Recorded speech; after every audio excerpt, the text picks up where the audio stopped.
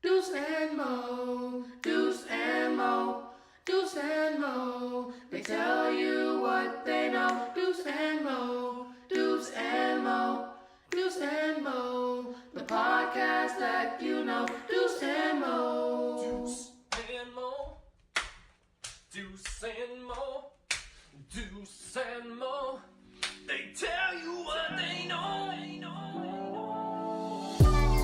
Do it for Deuce and Mo, Deuce and Mo. Hey. Do it for Deuce and Mo. When it comes to the Kings, it's my favorite show. Do it for Deuce and Mo, Deuce and Mo. Hey. Do it for Deuce and Mo. When it comes to the Kings, big hopes and dreams as we cover our kings. Never cover the kingdom, but we loving our kings. And we covered your prayers as we doing our thing. Big Deuce with the par, Lil Mo on the screen. Solo or together, still do it for team. Never switch up for $1 or revenue stream. So we always got each other, balance out the beam. Deuce and Mo, and that's the end of the theme song. Do it for Deuce and Mo. Deuce and Mo. We got some things to fix, including the fact that it's not night chat, and Morgan has a camera out of focus. That's her bad. That's my bad? Was it that out of focus when we were doing the watch party? How are we doing? We are live! Draft week is here. How are we doing, chat? What up, Deuce? You're making it worse. Hey, Shut up. I'm rooting for y'all. There you go. There you go. Stop. Let's go Kane. Oh boy. It is draft week. Let's effing go. Shout out to Toxic916, who became a YouTube member. Shout out to everyone watching us on YouTube and on Twitch. Morgan, it is draft week. We've been doing a countdown for like 2 months now. We are down to draft week. There's rumors galore. There's misinformation galore. Yeah. And there's probably some real stuff out there that we don't even know. Yeah. No, probably. No, there is. There is. Are you guys ready? So dramatic. This week is going to be massive because we got a ton of content coming up, including draft day, when we're going to do probably like a 12-hour stream. We're going to be insane. It's going to be a lot of fun. We got Mike Brown's press conference officially. It will be Tuesday, 1 p.m. Hell so yeah. It'll probably be live after that. We got some things to figure out, what we're going to do there. What I do know, it's going to be a lot of fun. So the best thing you could do is continue to spread the word about what we're doing and hit the thumbs up if you're in the YouTube chat because it helps our channel grow. Does that sound good? Sounds great. So hit it right now so more people see it. Let's do it. Do some more. Coming down in 3, 2, 1. Hit my music. Deuce and more. Deuce and more. Deuce and more. They tell you what they know. Deuce and more. Deuce and more. Deuce and more. The podcast that you know. Oh, at long last, NBA draft week is here. And you know it's here because rumors are being dropped left and right. So much talk about what could happen. And I feel like the entire draft is centered on what happens at number 4 with the Sacramento Kings. It makes me so nervous, Morgan Reagan. But excited at the same time? Anxious. Just anxious because, you know, you hear all this talk. There's like 800 teams seemingly who want to trade up to number 4. And that makes me really nervous. It's like, well, mate, does that mean the Kings should keep number 4? Just draft Jaden Ivey? It just means... I don't know what it means. I don't know what it means. But honestly, like, it's one of those things where I think so many people think this is the week that, you know, a team and their lives could be changed forever. Sure, like if you're in like the top 3, but I think after that, you look at even a team like the Kings, no matter who they draft, everything is not going to be fixed, you know? And I think, and I'm not trying to like bring anything down. I'm more just being realistic about it. And I think when you look at Jaden Ivey, as we're just getting straight into this, and you look at all the teams that are intrigued with Jaden Ivey in that number 4 spot, and it doesn't totally scare me. I think a lot of these guys see something so special in him and his game and his ability, especially on the offensive end. And it doesn't mean the Kings don't see that, but the Kings just have so many more things that they need to accomplish. Well, Woj said it last week. There are multiple teams interested in the Kings' 4th pick. He named a couple, including the Pacers, right? The Pistons, the Wizards, the Knicks. But then Mark Stein had something in his Substack today that jumped out to me. He said he wrote about Memphis's desire to move up in Thursday's draft. He has since been told that the Grizzlies are among teams that have indeed tried to get in the mix for the Kings' 4th pick, which is coveted by a number of teams to be able to draft Jaden Ivey. But such a leap would almost certainly force Memphis to assemble a trade package that features a key member of its 56-win core like Brandon Clark or Dylan Brooks.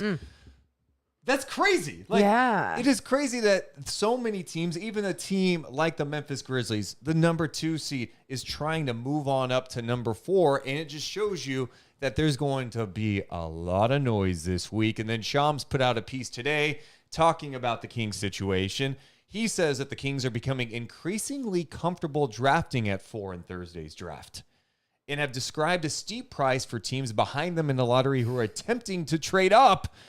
GM Monty McNair has engaged in conversations around Hawks forward John Collins among a slew of other established productive players in the market.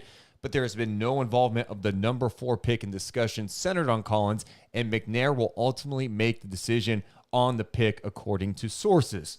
Love hearing that. Think about this. We haven't heard a ton about, all right, what's real, what's not with the Kings. And honestly, I don't know what's real and what's not involving when it comes to draft week. We'll find out. But there's enough noise right now to suggest that a lot of teams want to move up to number 4 where the Kings are at right now. And that puts Monty McNair in an interesting position. Like, hey, you want the pick? A lot of people do. You better bring the deals to the table or we're just going to draft. Yeah. And maybe even that is there's, smoke there as well, because this is all politics. And with even that report, you're only going to report things that you want to push out there. So then others are willing to budge or, feel whether it's influenced by the report or even you're trying to manipulate them a little bit, whatever it is you're trying to do. I'm sure the Kings are excited to see more possibilities than just a number 4 pick. Like they're in this win, not air quotes, they're in this win now mode where they want to be sure that they're utilizing Sabonis and De'Aaron Fox in these prime years while they have them under contract together. Let's make the change now. So it's going to take a lot more than just a draft pick. As someone in the chat said, yesterday's price is not today's price. Thank you, Marcus Little, in the chat. Yeah. I mean, this goes back to what I said at the very start of the podcast today. This is why it makes me nervous, because you have so many teams. And I'm saying nervous. I'm not saying Monty McNair should be nervous. I'm just saying as me, the observer who's watching this and how drafts have gone in the past for Sacramento, or, we always reference the 2018 draft and what happened with number 2. It does make me nervous that so many teams are interested in it. Like, yeah. Like, what? Are the Kings missing something? Or maybe Monty knows Jaden Ivey's good, but he's like, look, if I can move the number 4 pick and get a King's ransom, pun intended, then I should feel good about it. Like, I should feel good about getting an impact player, maybe moving down a couple of spots. But if I'm Sacramento, you got to be careful, in my opinion, not to move down too far in the draft. I mean, I guess it depends what you get, but it's nerve-wracking as we get closer and closer to the draft. Yeah, and you say don't move too far down in the draft, but at the same time, we talk about it each and every year, the talent that is found even deeper in the draft, right? You just have to have the right guys that understand basketball, that know how to scout basketball, that know how to develop guys. The situation has to be right. And already, I'm feeling confident with this head coach and Mike Brown, who is coming in, who just won a championship, not only understands what it takes to win a championship because he's won a championship before, he understands how to win a championship in this new modern day NBA, right? Like he gets that. And I think having that alone, creating your culture right from the start, is just one of the things that excite me for whoever the Kings draft, even if that does mean trading down and finding more assets.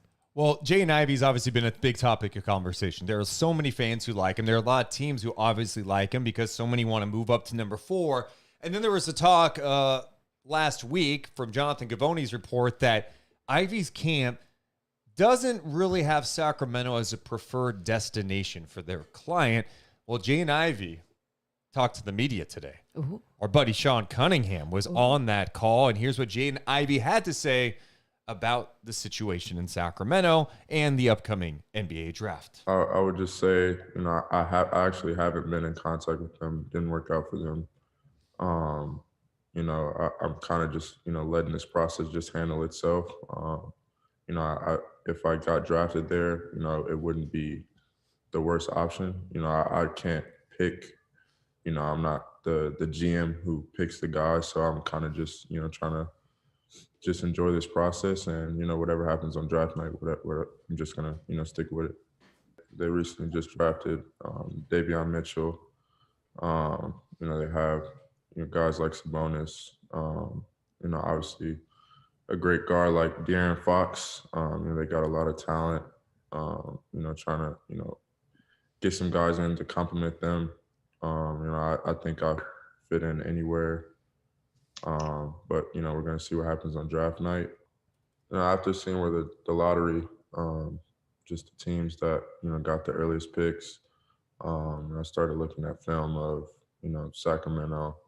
Obviously, could be situations where I could land, to New York. I watched a lot of Detroit.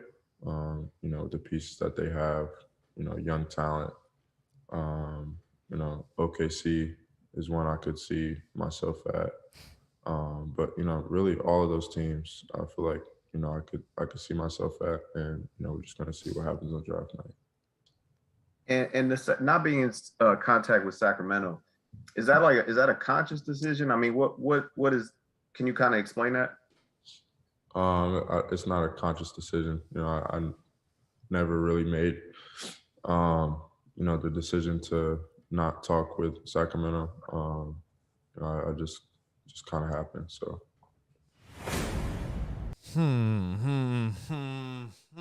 Very interesting stuff there. A couple of things. There has been so much made. He doesn't want to come to Sacramento. What's it mean if they draft him? If you think he's the guy, if you're Monty McNair, you draft him, right? That's it. It doesn't matter. Who gives a shit if he wants to come? He'll buy in. Right. He's done as much as I've watched film. Why? Because he's getting prepared for anything. I actually like hearing that he's actually watched film on Sacramento, but then he was quick to be like, I've also watched New York and Detroit and OKC. Yeah, of course you'd like to go number 2 to OKC or go to Oklahoma City.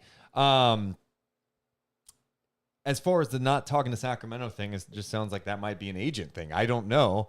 Obviously, there might be a little bit of concern that he hasn't talked to them. In a perfect world, would you have loved for Jaden Ivey to meet with the Sacramento Kings? Well, that's the thing. Do you think the Kings ever tried meeting up with him?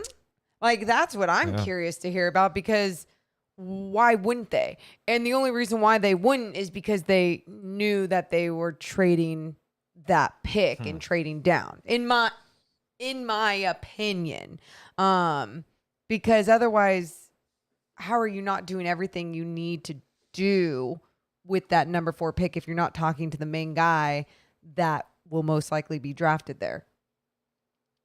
It's interesting. So I'm not blaming Jaden Ivey at all. No, at all. And I just think he would buy in to whatever situation. I don't think he's going to pout. I think if the Kings end up picking him at 4, he's coming to Sacramento and he'll be ready to go. So the other stuff that came out today, and this is what we're kind of doing first, is giving you a recap of what the hell has gone down so far to start the day. And it's Monday morning at 10:15 a.m. Pacific time as we record this. So shit's going to change along the way. Chris Haynes did a story with Keegan Murray. Here's what he put in the story. The Kings, owners of the number 4 pick, are high on Murray and even arranged for the prospect to have dinner with team stars De'Aaron Fox and Domantas Sabonis, according to league sources. If Murray does slip outside the top 5, sources said he'll likely wouldn't make it past Portland at number 7. Chris Haynes asked him, set the record straight for me. I've got you down as having worked out for Detroit, OKC, Orlando, and Indiana. Are there any other teams aside from those 4? He said, I've also been to Sacramento. Was that a workout or just a meeting with them? That was a meeting. So Keegan's been here. Yeah. Sounds like he probably had dinner or something with Sabonis and Fox. What does that exactly mean?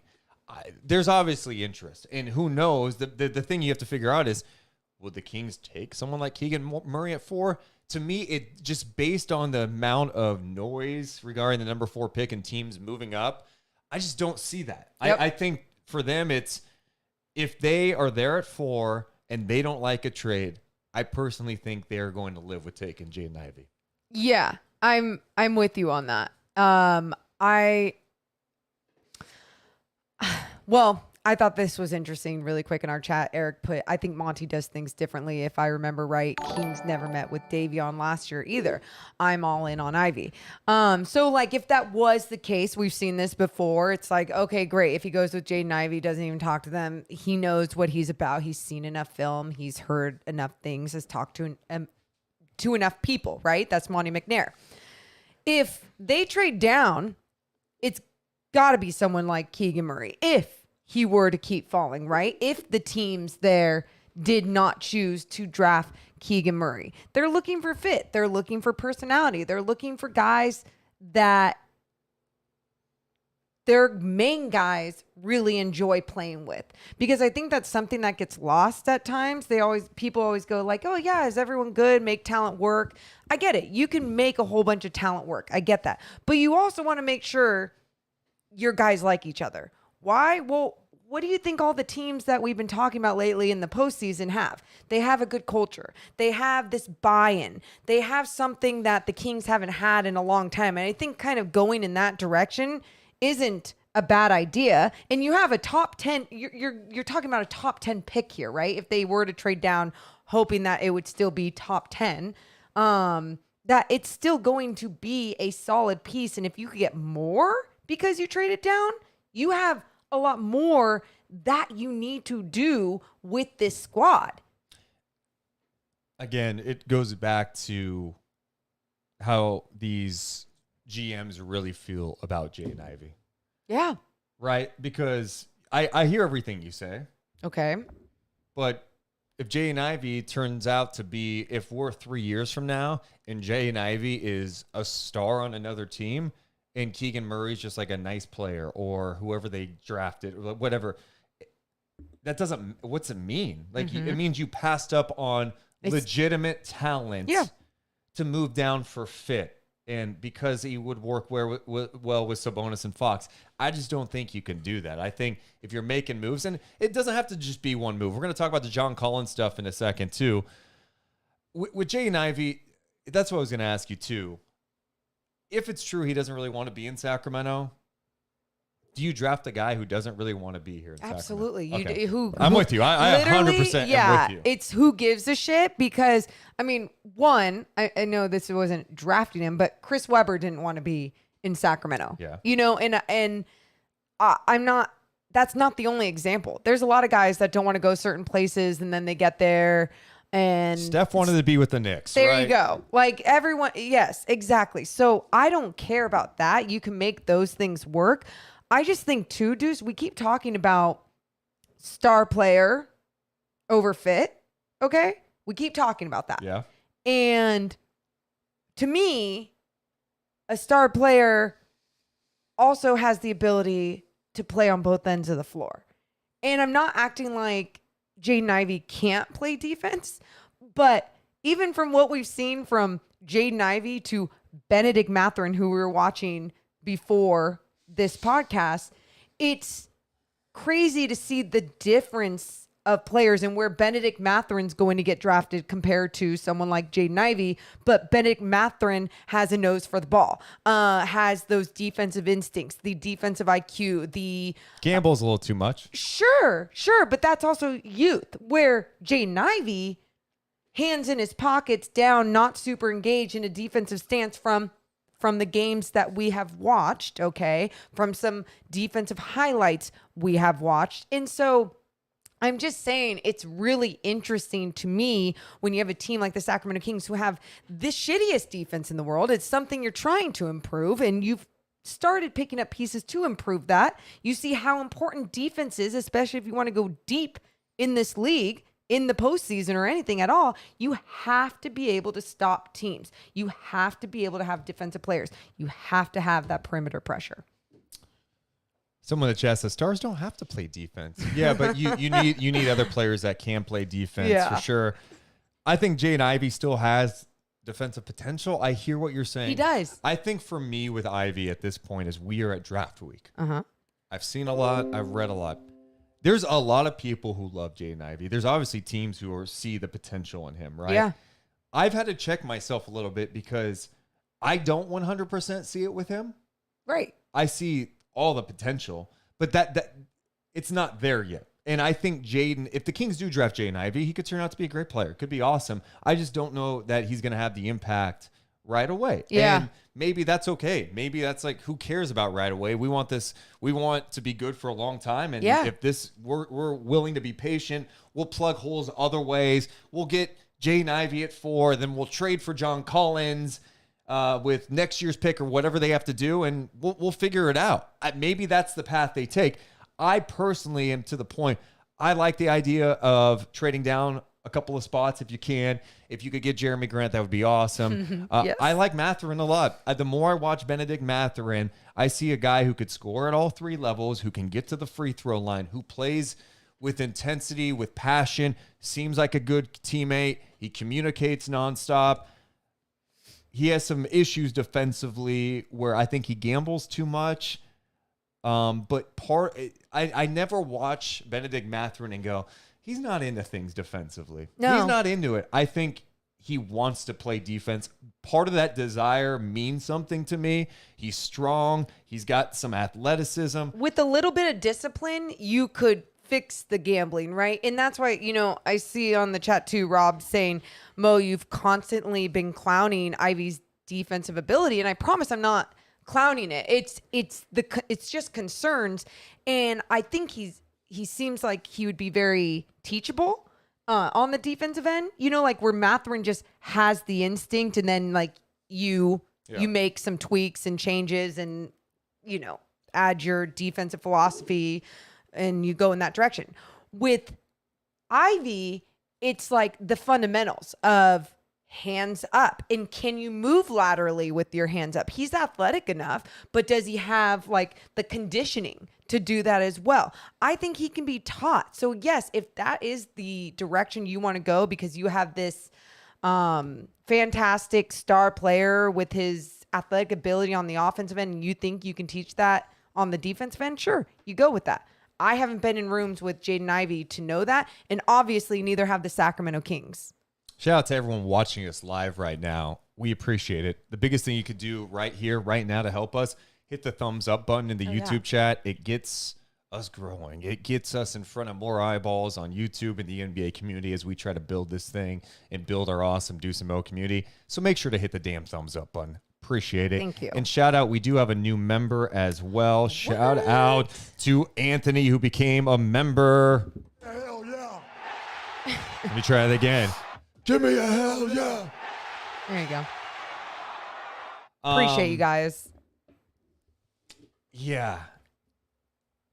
How do you feel, though, that it seems like there's so many teams with everything we say about some of Jaden Ivey's shortcomings? Like, it might take him a minute, but obviously there's enough out there and enough that we've seen that pop, right? He does some things out there that you don't always see from an athleticism standpoint. Even the defensive stuff, his ability to recover and block a shot, it's jarring. You're like, holy shit. The explosiveness, him getting to the basket in today's game, being able to get to the paint, like those things matter. And I think teams see that. So going back to what I was saying, though, when you have so many teams that want to move up, does that make you think a little bit? Go, You guys, of course it would. Of course, but it should.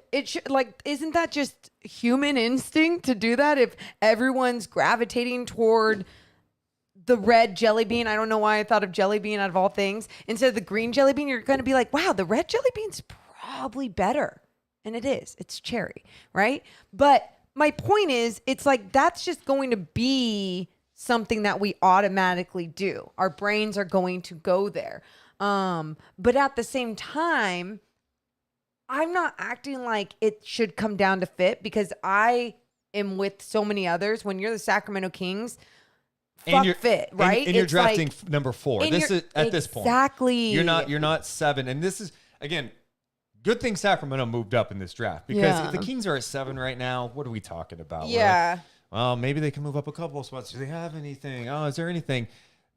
Them being at 4 and seemingly the top 3 are settled unless something crazy happens draft night. But most people assume the 3 will be Jabari, Chet, Paolo. And unless something crazy happens, great, then you change, you do what you need to do, whatever else you believe in, right? If someone falls to 4.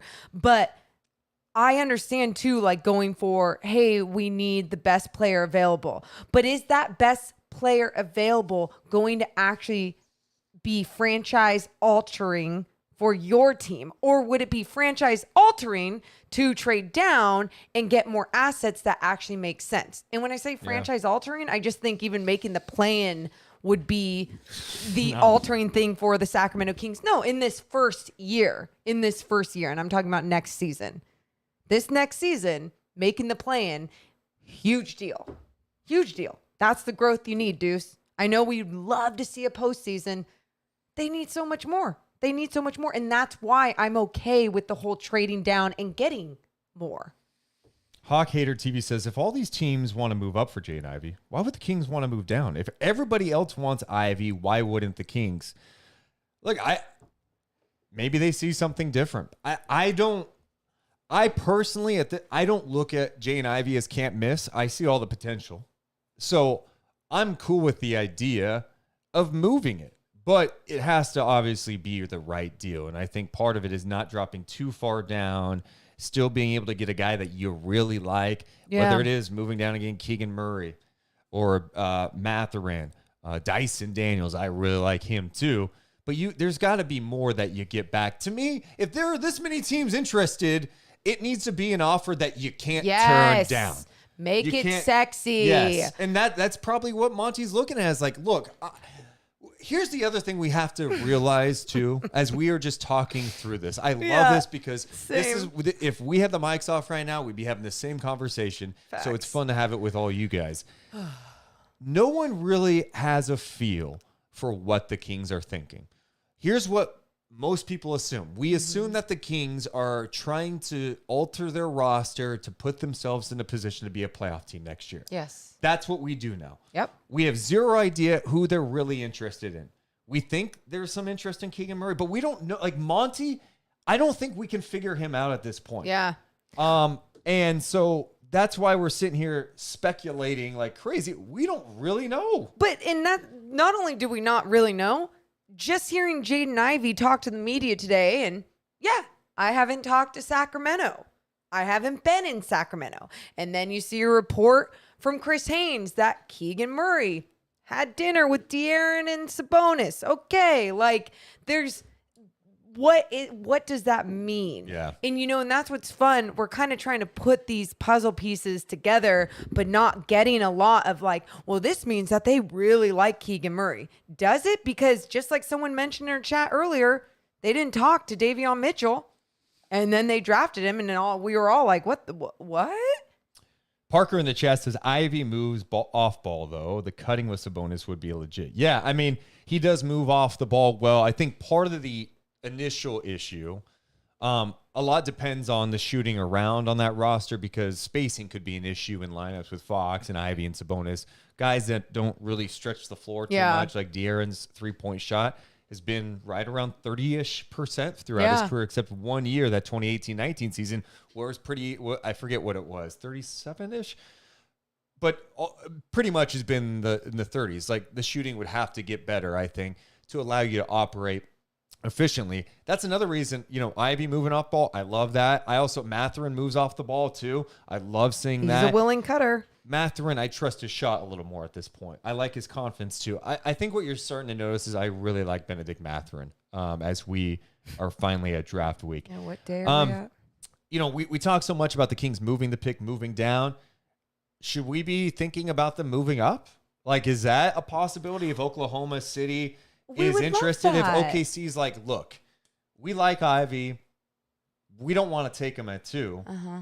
Let's see if we can get something out of Sacramento to move up a couple of spots, and they can get, Paolo or Chet. I know. And I, from the start, would love that. I think sometimes it seems so unrealistic for the Kings to be able to move up because they're the players that are there in the top 3.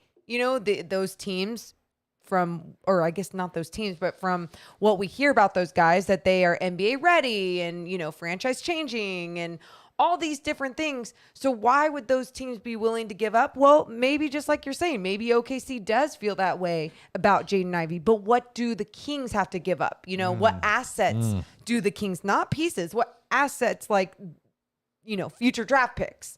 And that's scary when you're in Sacramento because that's all you got sometimes. You don't get players excited around free agency to come on over to Sacramento. Here, we don't have a lot of money, but come on over to this small market.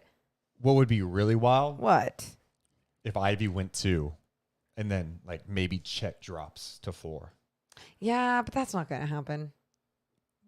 Do you have something NBA No, insider Morgan no. Reagan? You're just going to say it's not going to happen. Go Yeah. ahead. Let's talk about it. I Do you don't- have something you're breaking at this hour? You know what's funny? I just like, I don't, after watching them all play, I don't see that happening. I would be, Deuce, I would be absolutely stunned, floored. I would eat my hat. It's such a weird. I Where know. did that saying I come don't know. from? My mom always says, I'm like, girl, you are not going to eat your hat. That's so weird and gross. 916 King says, I will not take Chet. He's too damn skinny. I'm sorry. If you're tripping off of Sharp's game tape, then I would be tripping with Chet's skinny legs. Look, I mean, I'm not denying that there's concern with Chet's frame. And could he be more fragile at that size? There's definitely potential there. Watching him, he plays So tough. really hard. I think Chet would be a perfect fit next to Sabonis, too. I mean, a guy who could space the floor, he could protect the rim, good cutter, finishes inside. I like Chet a lot, but I do understand the concerns about his frame. Yeah. And it's funny because some people are saying, like, I don't know, in my opinion, he has the biggest potential to be a bust. And I think sometimes, too, I hope everyone looks at Andrew Wiggins and then his career and how he went number 1. Situation matters, right? And everything wasn't working where he was. And then he gets in this situation with the Golden State Warriors where, yeah, sure, everyone goes, wow, he's so much better because there's better players around him, sure. But defensively, it takes the individual skill set, too, to be able to understand how to get up on your guy, how to be up in your guy, how to stay active on your guy, all those things. Like, he had to learn that.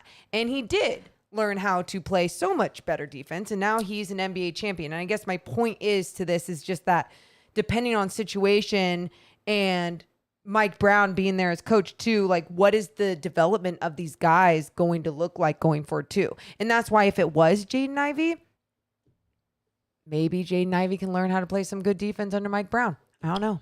Blue Diamond Gem donates $2. Says Kings are about to pass on Ja Morant and draft Mo Harkless. Hold on, I gotta play his sounder for this.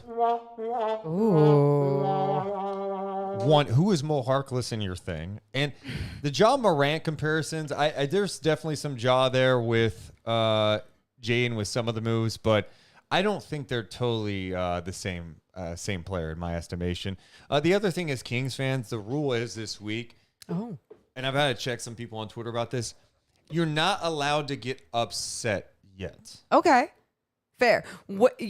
So you can get upset after the first 20 games? No, you can get upset on draft night if you want, but like you cannot get there are people like Keegan Murray, they met with Keegan Murray. Oh my God, they're gonna take him 4. It's like, 1, that hasn't happened. 2, here, let me offer you this. The Kings in 2018, and I'm sorry, you guys are gonna get mad at me for even mentioning this, and I'll just get it ready. In 2018. Vlade Divac and Vivek Ranadive had dinner with Luka and took a picture with him. Why you bringing up old shit? I bring it up because they met with him and took a picture. I remember seeing that, and I went, They're picking him. they're picking Luka. They didn't. They We didn't know. pick Luka. Why you bringing up old Yeah, shit? we know. So I just don't get caught up and be so emotional off of rumors and everything that's happening right now. The best thing is to take it all in, trying to piece the puzzle together and be like, I don't know, we'll see what happens on draft night. But it's been all over the place. I mean, we just heard today about the John Collins stuff. We heard about Memphis trying to move up to 4 with Sacramento. What the hell?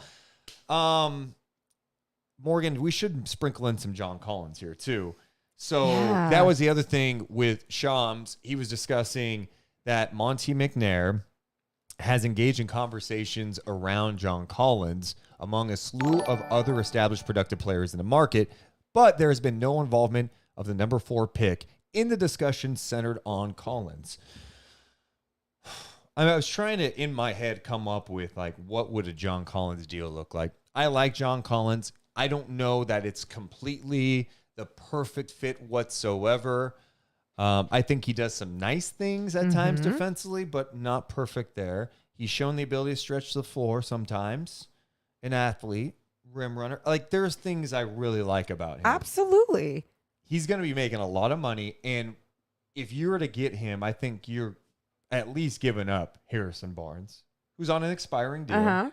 Hawks may be looking for salary cap relief a little bit, and you get a player in Barnes who knows how to play the right way, might be a good fit there. But I think you're probably giving up a pick next year. And I don't know if that's top 5 protected or top 10 protected, something like that. But Collins is 24 years old. He turns 25 in September. So the start next season will be 25. He makes 23.5, 25.3, 26.5 million, and then has a player option for 26.5 in the 2025-2026 season. Now you add Collins to the mix, and all of a sudden you got a 25-year-old in him, Fox, Sabonis right around 25, 26 years old. So kind of the same timeline. If the Kings could keep their number 4 pick and you could make a move to turn Harrison Barnes' expiring into John Collins, I'm interested. I'm very interested, especially when you look at that price for the Sacramento Kings. Again, you look at what they would need to do in free agency and how they always have to pay more for guys. I'll take that contract for John Collins. And I'm saying that with this being, as we've seen, John Collins through health and inconsistency, sure, but then when he is good, things look good. And could it be a whole situational thing for John Collins as well, where, hey, he just hasn't been in the right situation. We saw him and Trae Young, not get along at times, and then things were just clicking at times. So that inconsistency has been there, but is that more because of the situation, because of the coaches they've had over the years? I would love to see something like that happen. But yes, what? There's definitely parts of his game that I like. I would be eager to see him play with someone like Sabonis too, right? Because he's been playing next to Capello at times, or Okongwu. I think playing with a big like Sabonis is intriguing because of Sabonis' ability to move the ball too. Personally, I think I like Jerami Grant's game better for what the Kings need. So do I. He's older, right? And his contract situation's a little different, obviously. So that's what makes him. I just like Jerami Grant's ability to defend multiple positions, and that's a big one for me. I'm trying because like Collins to me, like let's just play this out. If you got Collins, Sabonis, Fox, those are going to be your guys for the future, at least for now, right? What's the ceiling with that group? Obviously, we don't know what else is going to be around them, but what's the ceiling for that? Right, group? and that's why when you look at someone like Jerami Grant and you look at what he was doing with a team like the Nuggets, for example. I don't even talk about him with Detroit because that's him being the number 1 guy. With him in the Nuggets, that's him being like 3rd, 4th option, well, even 4th, 5th option, whatever it was there.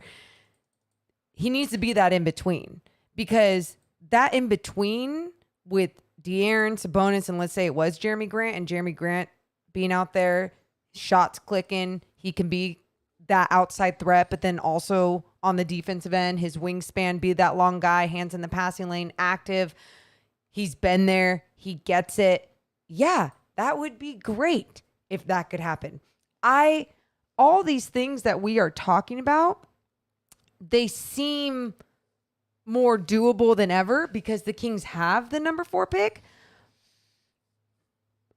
But are these teams going to budge? Are the Hawks going to budge? Are the Detroit Pistons going to budge? Yeah, I mean, I think it really depends on how much you love Jaden Ivey, what you're willing to give up to do it, right? You're going to have to give up, especially when there's so many teams in the mix. I know a couple people in the chat have mentioned this. I've seen this mentioned. I think James Ham has mentioned this too about, Saddiq Bey. Is that a guy that the Pistons would be willing to give up to move up a spot? I just don't see it. I don't. I think Saddiq Bey is too talented of a player.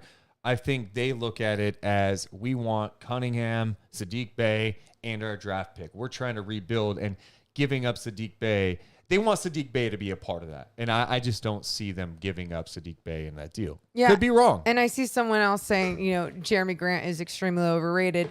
That's wrong. It's very wrong in the sense of the situation that he's in. Like I just said, him trying to be that number one. He's not meant to be that number one guy. He's meant to be a really good player on a team with other good players, right? That can also help make his game better. So for him, that's why the situation, it could just be different for him. And then someone else was asking, what about Richaun Holmes? Because that's someone you and I talked about off air. And we talked a little bit how like we could still see all of that working with Holmes and Sabonis. I think the Holmes deal can be challenging to move. It's got the 15% trade kicker.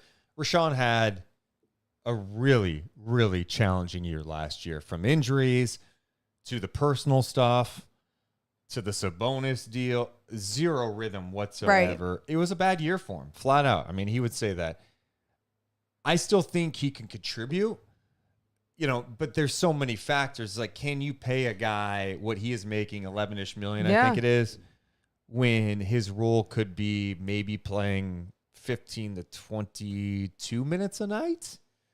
That's what's tough. But I mean, in terms of what he can do, I think having a guy that comes in, plays with an edge, plays with some toughness, defend the pick and roll, he could switch out. Like, I think having a guy like that on your team is a good thing. Yeah. The problem is for a team like Sacramento, where you really don't have any spacing at this point, where does he fit? What's the lineup? Like, the Golden State Warriors could start Draymond and Looney at times, but they also had Steph and Clay, right? Like, you have spacing. Right. But even them, they're like, we can't. We got to put Porter in there to start. So, that's with like an elite shooting backcourt and one of the best shooters ever, right? Or the best shooter ever in Steph Curry. So how does that function with Sacramento? And it's like, no Sabonis shooting. Can't, Fox can't. Guy. That's really tough. And another thing too, just because we're kind of shooting the shit, talking about everything, someone else was mentioning about Jerami Grant again.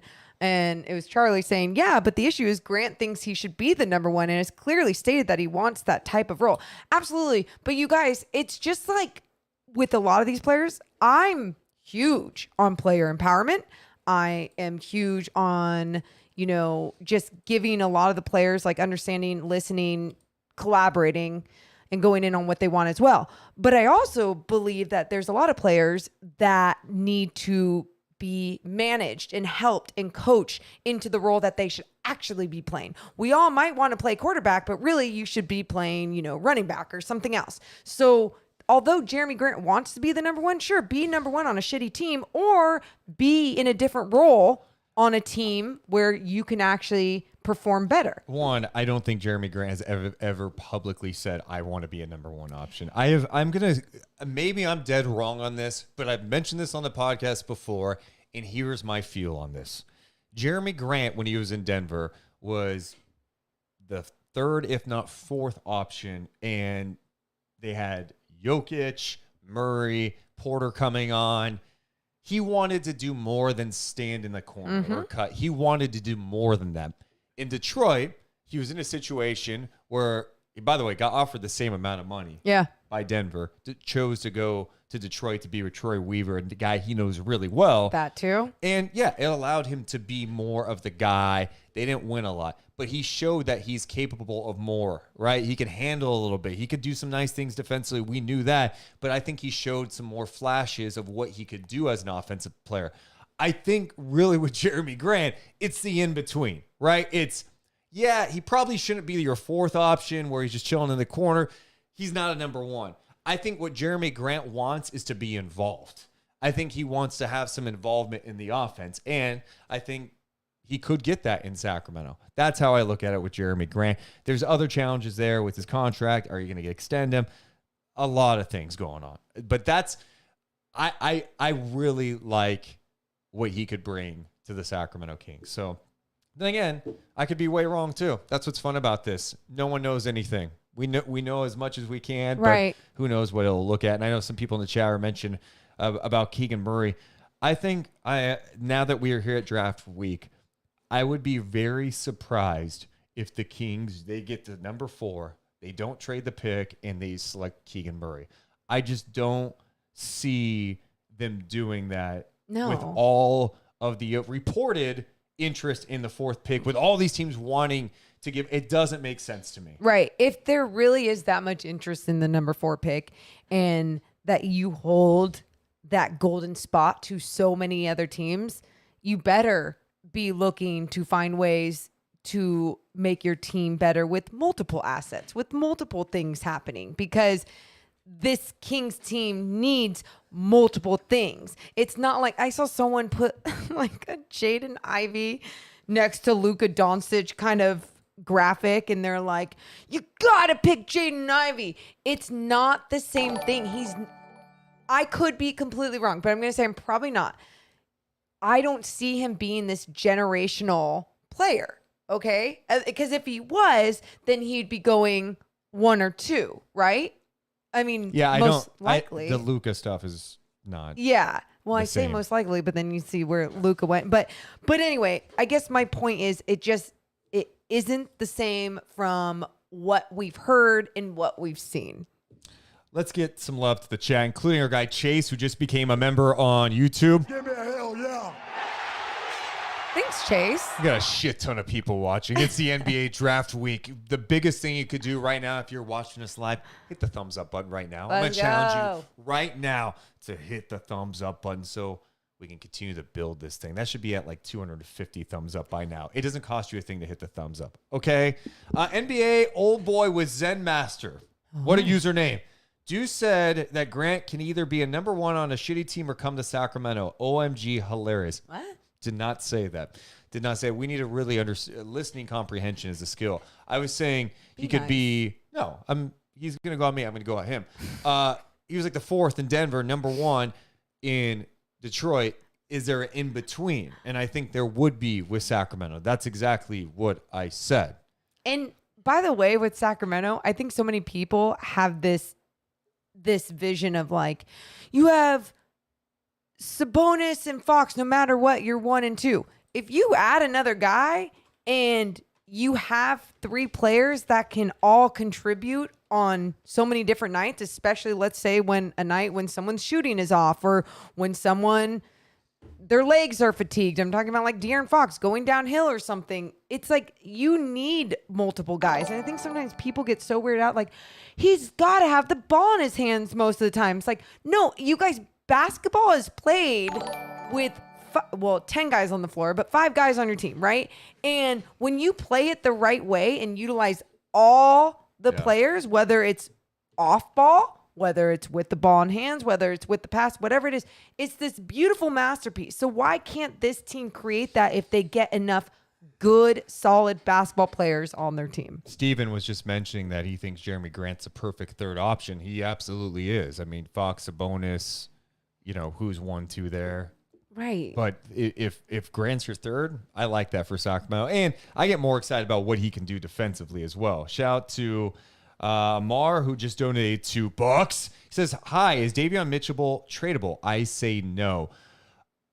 I mean, I don't want to see Davion Mitchell traded. I think what he brings defensively, the edge he plays with, the work ethic, I think his offensive game has a lot of upside. I would really not like moving Davion Mitchell, but also I have a tough time saying anyone's untradeable on Sacramento. It's just how it is. I mean, Sacramento's been bad for so long. You've got to be willing to move everyone. And I'm sure these guys know it too because they've seen it. They've been around it and they can see how aggressive Monty McNair has been with trades and making decisions. So anyone's tradable.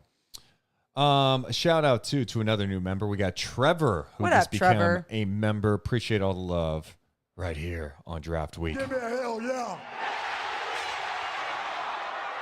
So as we continue to talk about all the options, Morgan, how nervous are you about everything? I don't feel good. Well, here, going back to Collins for a second, because that's how we got to Jerami Grant. John Collins, for his career, is a 37.6% three-point shooter. Okay. Last year, 36.4. The year before that, just under 40. The year before that, just at 40. Then he was at 34.8 and then 34 his rookie year. having a big that could stretch the floor would be nice too. Yeah. And you think about some of the looks that Sabonis and Fox can create. I think that would be really nice. I think that's also one other thing, thinking about Harrison Barnes. It's been tough because I think he's played out of position sometimes. You know, putting him at the 4 is just puts the Kings in a lot of tough spots, I think. Well, this is the thing. When you're doing that with Harrison Barnes, he's focused on his role as a 4, and that is rebounding, being strong, and he has the strength and ability to do that. But I think when you have him as a wing on the offensive end, the way that he can create, cut off ball, get big down low, do what he needs to do as that offensive threat, made his game so much better. So again, it goes to the situation that Harrison Barnes was put in, because I think now he's headed into the prime. I mean, if you look at his age, the prime of his career, understanding the game at such a high level, and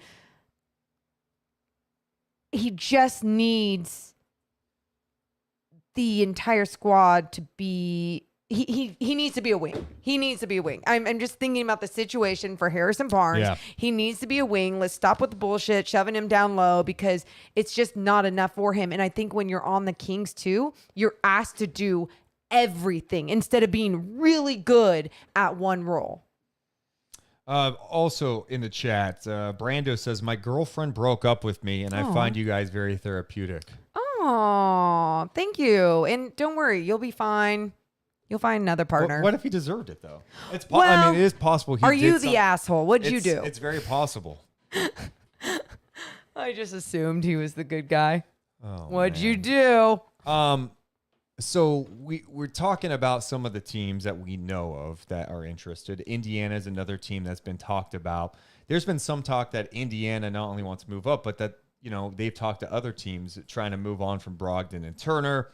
The Knicks, I feel like they're in this weird spot. Like, does anyone want anything from the Knicks? Julius Randle is not someone I would move the 4 pick for. I think Julius Randle had a really, really disappointing year last year. I don't think he is as bad as he played this last year.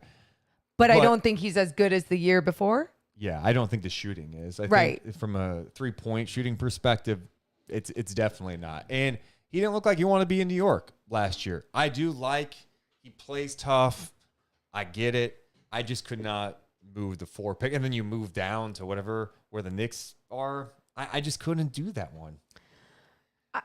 Yeah, I think for the win now mode that the Kings are in, or that we keep hearing that the Kings are in, yeah, that doesn't excite me. You know, I think you shouldn't go off of just his last year and how he didn't perform, but I think there's so much more to it. It's how he carried himself in so many of those disappointing games, right? There's times his team was up and he's hanging his head low because he's disappointed in his own game. The Kings cannot have that. You need everyone on the same level, because you're going to lose a lot of games if you're the Sacramento Kings next year. And I think some people are like, wait, what? Aren't they supposed to be better? So Deuce and I have disagreements on this, but I feel like Your outlook is just so stop. weird to me. Just listen. Go ahead. You can make the product on the floor better, but it doesn't mean that the other teams, especially in the Western Conference, aren't getting better as well. But you are saying this right now without knowing anything that has you have no idea what they're going to do this offseason. No, you want to know what I'm saying this off of? I'm saying this off of track record. No. Track record, not of the Kings. Track record off of basketball and what happens when you have a new coach come in, when you have a new system come in. It doesn't just work overnight, people. You have to have some patience with it. And now there's been some teams, for example, the Boston Celtics, who have stars, multiple, on their squad, made their in-season adjustments with a first-year head coach in Ime Udoka, and they made those adjustments. It changed their entire team around. They made it to the finals. I'm not acting like that's going to happen for the Sacramento Kings, but they also already had a system and culture in place, so they knew what it was going to take to lead them in that direction, where the Kings are starting from ground zero. They not only don't have the culture in place, they have a brand new coach coming in. They don't have this system in place. So although they could buy in and things could look good right away, it doesn't mean that it's just all going to translate into W's right away. That's my only point. But the product could be pretty. I mean, they could be better next year. I think they will be. I see, like, there's my confidence in that. I totally think they will be. But just because they're better doesn't mean that the win-loss column is going to dramatically change. I just think sometimes we have to understand that the product, those losses that we might see this next year might be losses that we actually want to talk about and be like, man, I know they did this. No moral victories, none of that bullshit. But I'm talking like where you're seeing the growth in, do you see the way that they're cutting? But man, they were playing a really good defense tonight. So there's a lot of things stopping them. How are they going to make that adjustment in the next game? That growth is what I want to see. I want to see that growth too. I don't know what it's going to look like this offseason or what they're going to do draft night. Hell, it seems like there's 800 possibilities at stake here. Yeah. And we have no real feel for it. Nope. But I just think on paper, if you have Fox and Sabonis, I like those two. Agreed. Now, how do they figure out the shooting, the defense? Yeah, Monty's got his work cut out. Right. But if Fox can be consistent this year, and I know, oh yeah, De'Aaron's gonna be consistent. I still think De'Aaron Fox is a good player. And I could have egg on my face after next year if he has one of those years where it's the same old stuff. But inconsistent. I think he's coming in with a different focus. I think he's coming in understanding what he has to do better. I think he understands that he's got help to start the year. He's got Sabonis. Now it's up to him.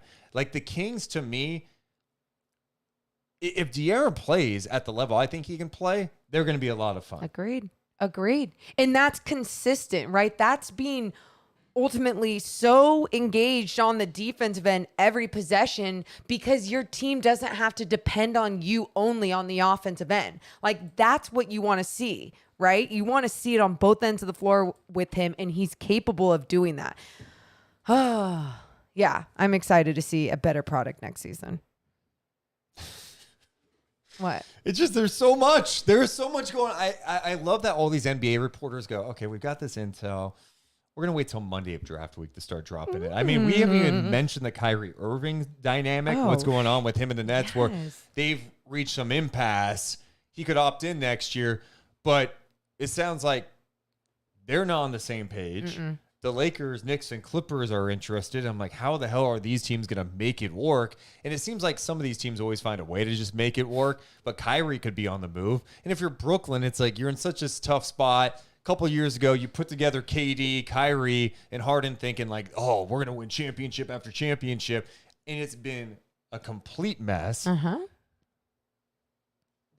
I don't know if I'm the Clippers or if I'm the Lakers, and maybe the Lakers feel like they could get, if they were able to put some deal together that with Darvin Ham and him reuniting with LeBron, it could be pretty good. I just can't trust Kyrie Irving. I don't know what I'm going to get. I don't know if he's going to want to play basketball in a year. I love the talent. There's no denying the talent, but just, is he going to actually want to be committed and be on board? That's it.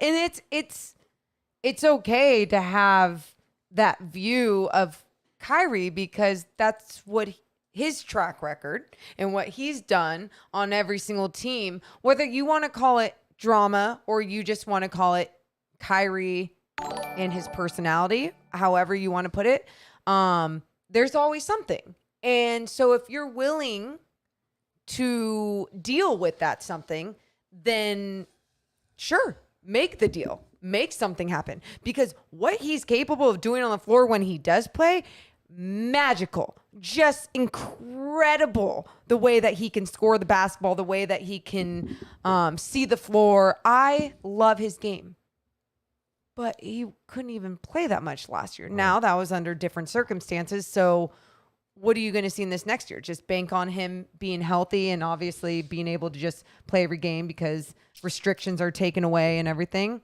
I don't know. I don't know if that's the way you go, but obviously these teams are interested in that.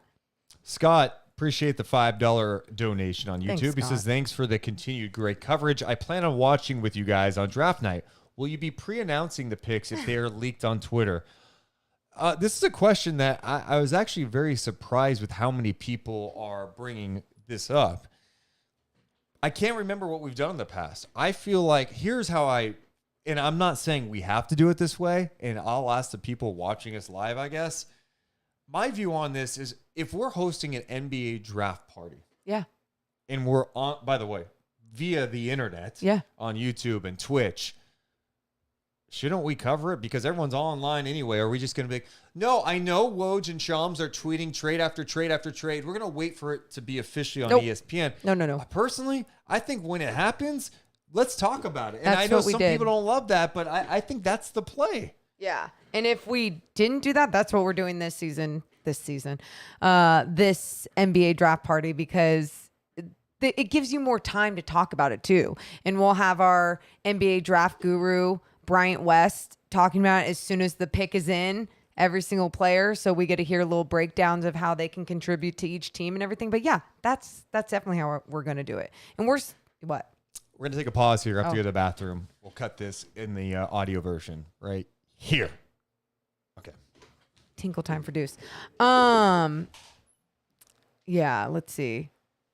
Thanks, Jason. I don't know if you're actually talking about our trade deadline stream, but yeah, that's why with like the trade deadline, free agency, NBA draft, like we're on live and we're on for hours. We'll be on for hours, and we have guests for hours that day as well, leading up to the draft and everything, because it's when you're in Sacramento, it's just a day of hoping everything's going to change the next season.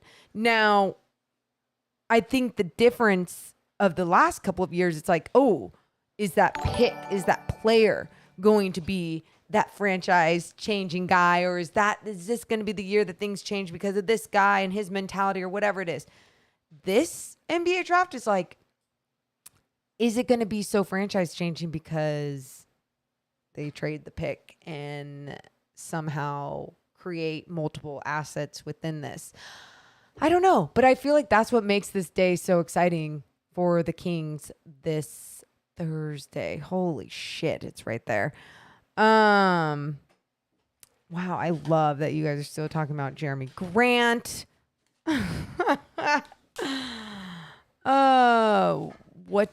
Mark's asking me, what do you want to happen on draft night? I don't have one specific thing I want to happen on draft night. And every year, I'm so sorry, you guys, I sit on the fence. I don't have the answer. Here's what I want on draft night. Oh, Deuce has an answer. Don't get embarrassed. Oh, don't get embarrassed. I don't go. want to be referencing, God, remember that 2022 NBA draft? Kings really shit the bed there. Yeah. No, that's what I don't want to happen.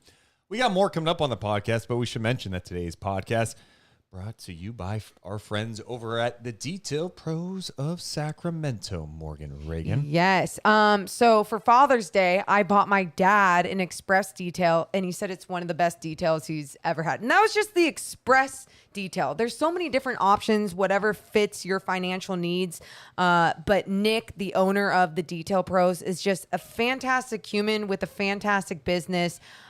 Just pure quality. So if you're looking to take care of your vehicle, something you've invested a lot of money in, make sure to check out Nick in the Detail Pros. You said it was a Father's Day gift. Yeah.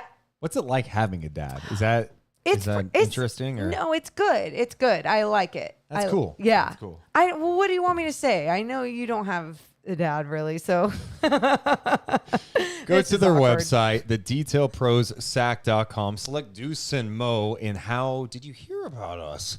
And you'll get a free paint sealant upgrade. That's a $125 value. Nick's a big Kings fan too. So support local, make your car look fresh and clean.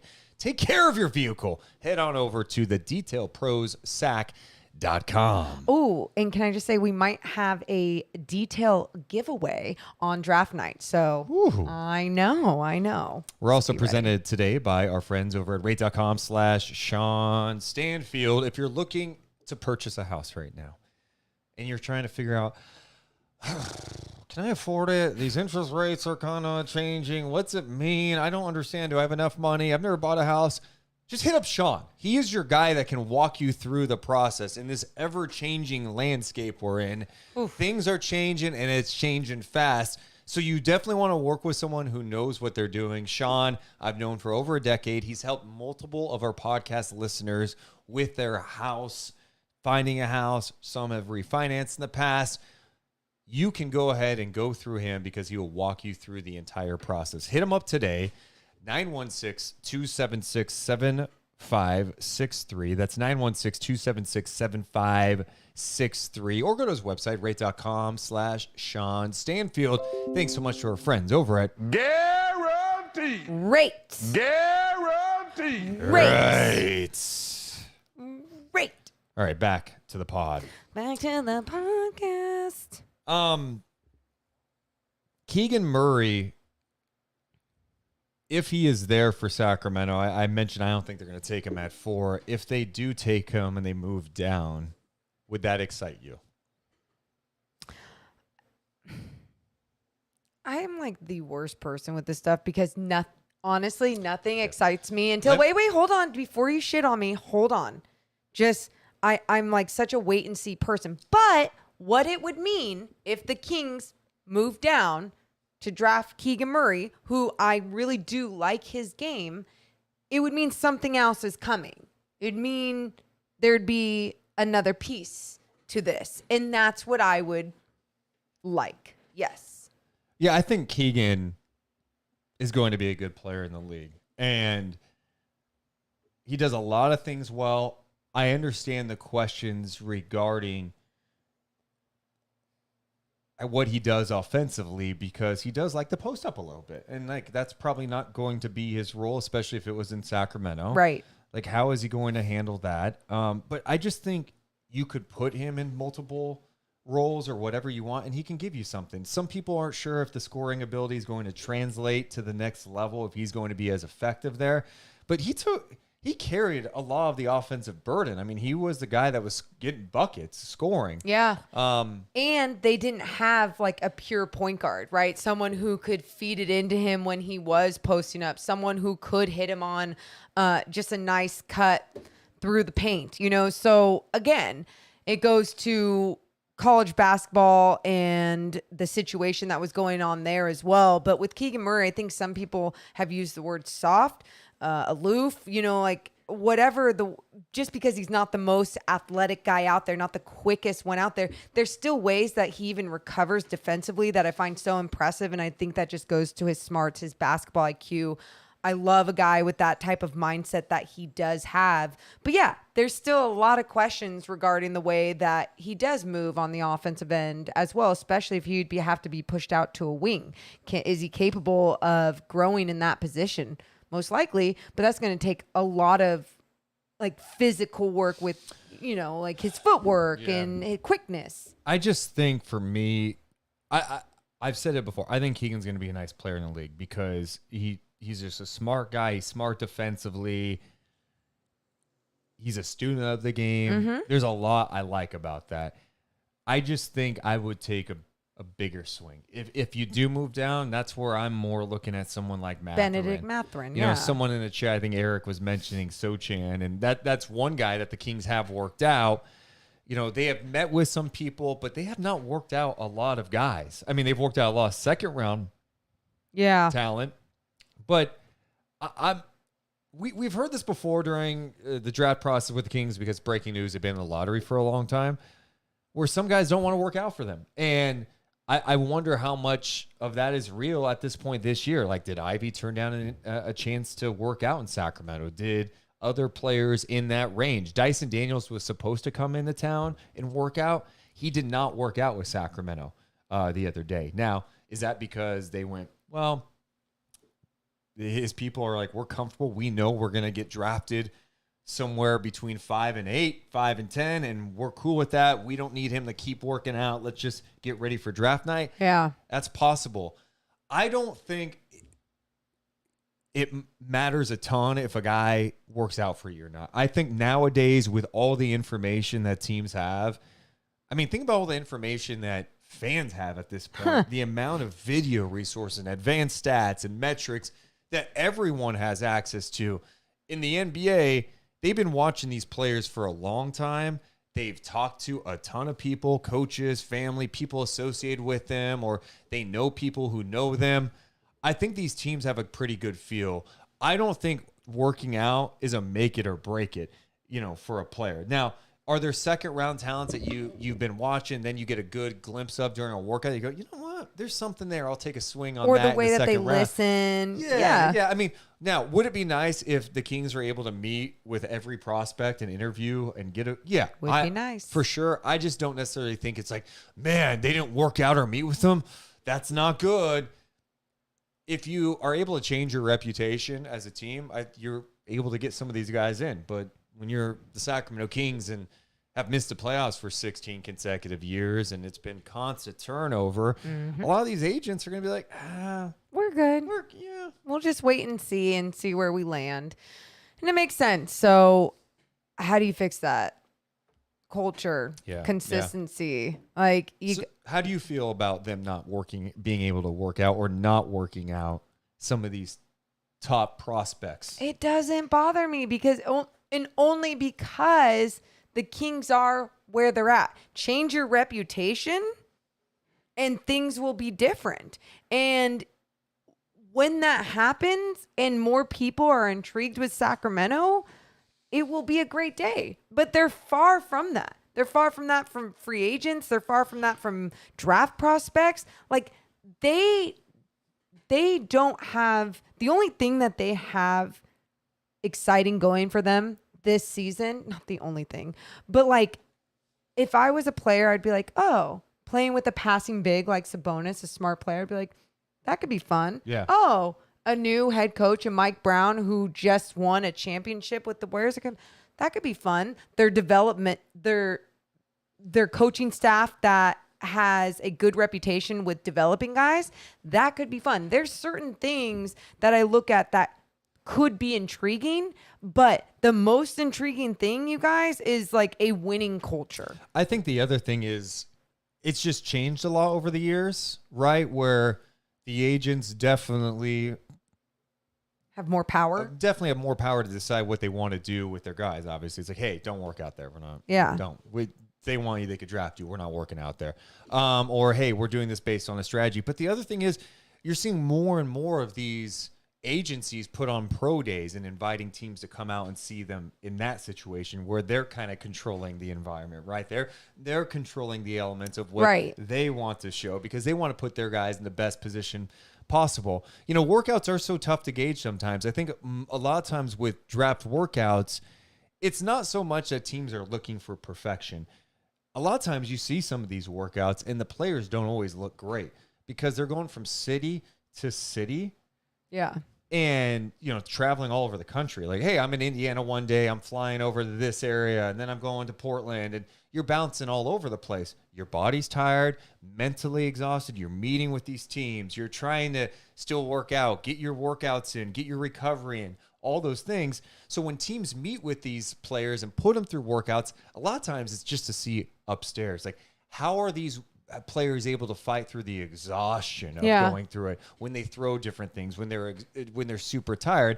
So in some respects, I think some agents are like, yeah, you know what? We like where our position is right now in the draft. We've talked to enough execs, scouts. We see the mock drafts. We have a good sense of where our client's going to go, that a good workout is not going to improve our stock too much, but a bad one could hurt us. We're good. Yeah, that could absolutely be a part of it. And I mean, these agents, they're looking out for their client. Did you just burp?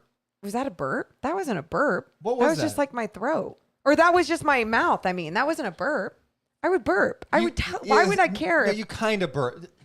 Chet, really? Did you guys hear that? You guys said I didn't burp, though. That was just my mouth. Chet, did Morgan Reagan burp? Or was that just a weird noise with their mouth? Which, by the way, is what a burp is. You kind of burped. There, that's a burp. I can't wait for the chat. I wouldn't. I would burp, fart, and tell you guys. Like, yeah, someone said fart. Not a burp. Thank you. Okay. Yeah. I thought I heard a burp. Some people are. Yeah. People are so disgusted. Jason in the chat says, Juice's mental segment of the day. Hey, the game, there's a lot. The mental game is so important. The mental game is beyond important. The mental game is beyond important. I forget what I was trying to say. Oh, I was saying the agents, and it's like, yeah, they want the best for their clients, but they also want the best for them. And what's the best for them? The more money that your client can make. Happy client, you go home with more money. It all works out in the end. So I love that people are talking about. Okay, I thought it was a burp. That's my bad. Thank you. I thought it was a burp. I If would they just don't- say it's a burp. Can we get to some other NBA notes from around the league? We mentioned the Kyrie Irving stuff. Let's get to more of the John Collins stuff. This is from Mark Stein today. He says the likelihood of a John Collins trade, league sources indicate, is as high as it's ever been. Oh. Collins just completed the first year of a 5-year, $125 million contract. God, just hearing that sounds just like a lot of money. 5 years, 125 for John Collins.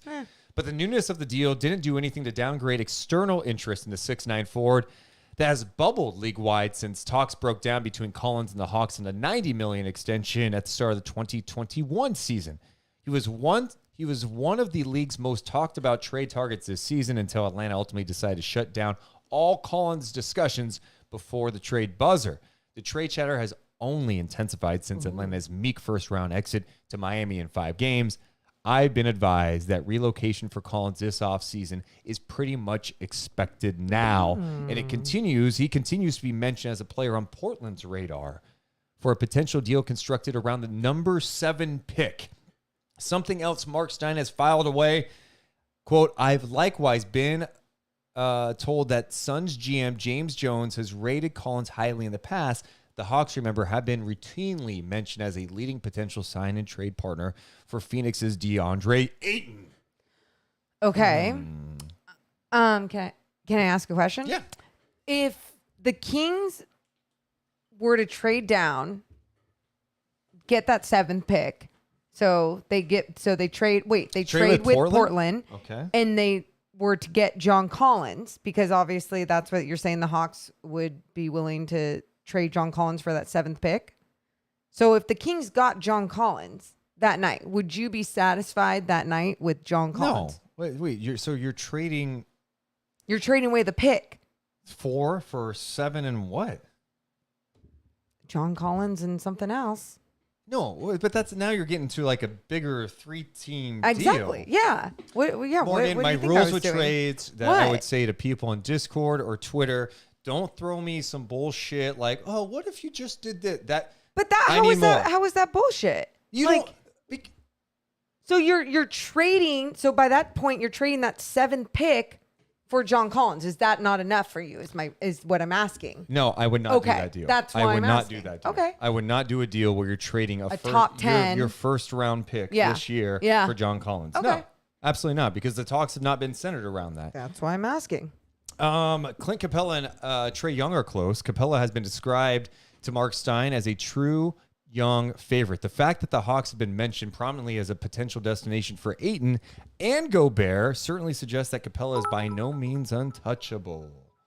To follow up on a recent item, Atlanta potentially dealing for Jerami Grant, it was subsequently suggested to me that I had it skewed regarding which team was most interested in a Grant to Atlanta trade scenario. It was stressed to me that Detroit had the primary interest in a Grant deal headlined Grant headline deal designed to bring Bogdanovich and the Hawks number 16 to Detroit. Atlanta has apparently cooled to the idea. So Your wording was awful. I repeated it. So did you want me to read it again? One more I know time. I'm throwing a lot at you, and you don't. It's like, how do I process this? You know what's funny? If you know how to read words correctly, then Oh, maybe go I'd get ahead, it the Morgan. first time. Go ahead. It's your show. Oh my God, this is embarrassing. You're really gonna talk shit, and this is you can't process this. Okay, got it. Thank you. Oh, explain it if you got it. Explain what? What's the deal then? With Jerami Grant in the Hawks? Yeah.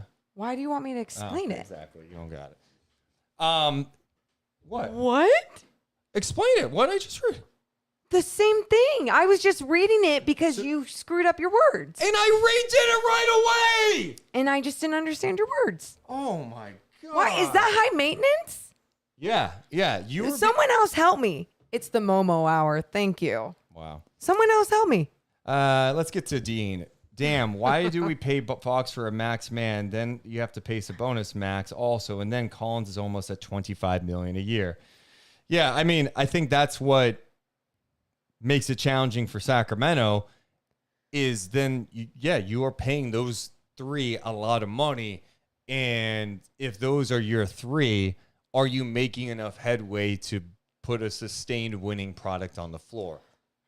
It's a great question. And you guys, the bottom line is for the Sacramento Kings, they're always going to have to pay, for now, they're always going to have to pay a shit ton of money for any type of player, especially solid player, to be here in Sacramento until there's a time that they have this winning culture established, this developmental culture established, where they can just draft the right guys, have them for cheap, and have them on those contracts and continue this winning culture. But until then, they're going to have to pay a lot of money for some of these guys. And that's and I know it's so frustrating because sometimes we're like, man, they have to pay this much for this guy, and it's like this is still their record.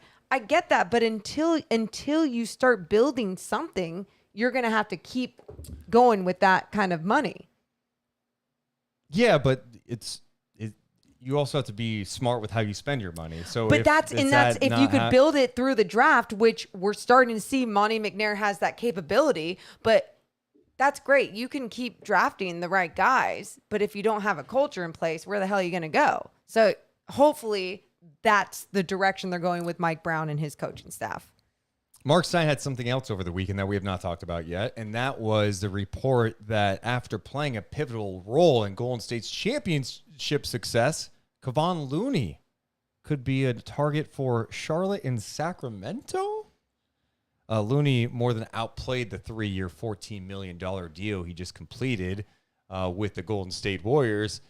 I like Kevon Looney. I just don't know why Sacramento would be super interested. Like, to me, you'd probably have to pay him too much money to come to Sacramento. 100%. And what would his role be? If you got Kevon Looney and it's like, yeah, he's a role player and you don't pay him a lot, sure, sign me up. I like the guy. He plays hard, really good offensive rebounder. I thought he was huge for the Golden State Warriors during their playoff run. Yeah. Played every single game.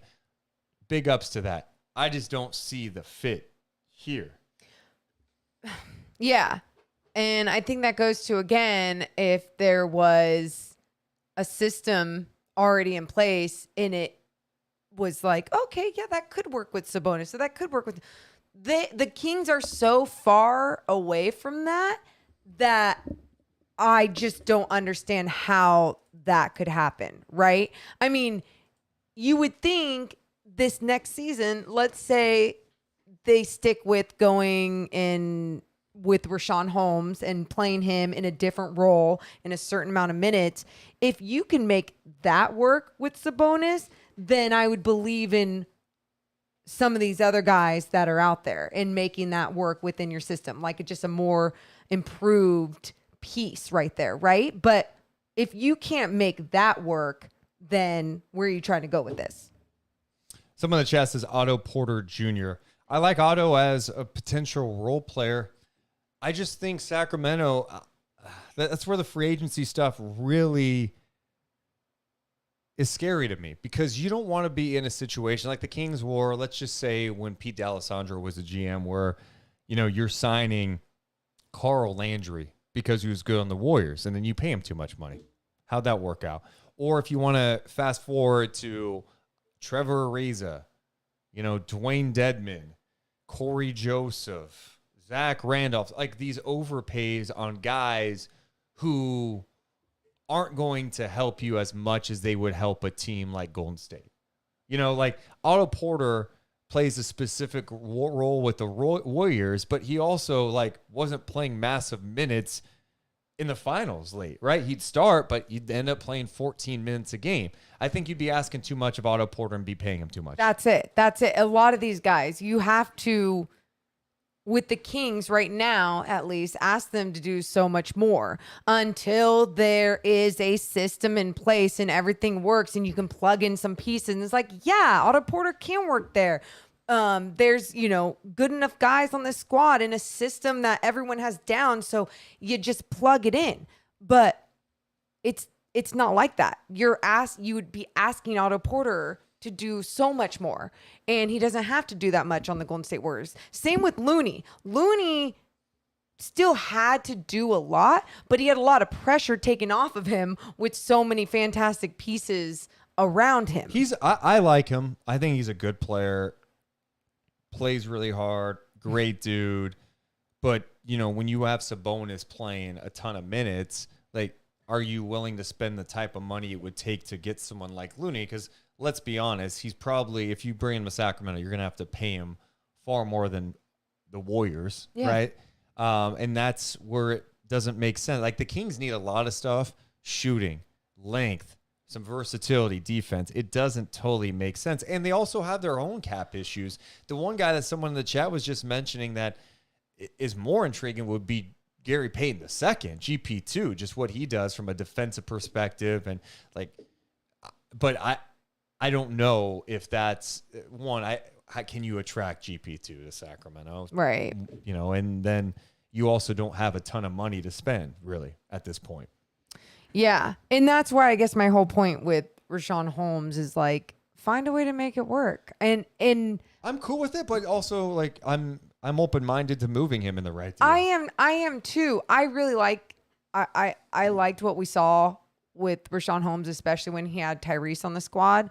And there's no reason why he can't build that chemistry or understand whatever the philosophy that Mike Brown might put in place in his coaching staff on the offensive end, what he needs to do in his role, because his little push shot from that mid-range area was money.